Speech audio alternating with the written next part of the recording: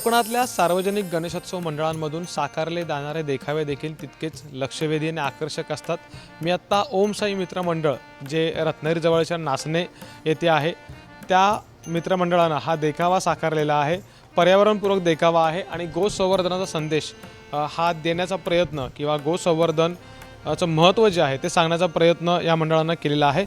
मंडळाचे सदस्य आहेत, मी त्यांच्याकडून थोडक्यात जाणून घेतोय की ह्या देखाव्यातून तुम्ही नेमकं काय दाखवू इच्छित आहे किंवा भाविकांना भक्तांना काय सांगू इच्छित आहे?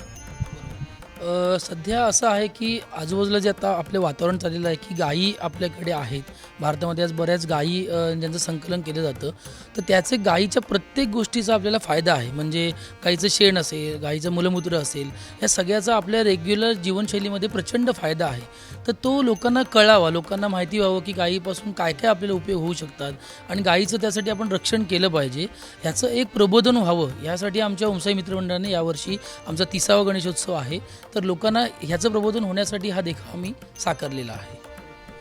तर एकंदरीत 30 वर्षापासून वेगवेगळे देखावे हे मंडळ तयार करतंय, साकारतंय आणि यंदा त्यांनी गोसंवर्धनाचं महत्त्व किंवा गोसंवर्धन यावरचा देखावा या ठिकाणी साकारलेला आहे। कॅमेरामन मेहबूब शेखसह अमोल मोरे, एबीपी माझा, रत्नागिरी। एबीपी माझा, उघडा डोळे बघा नीट।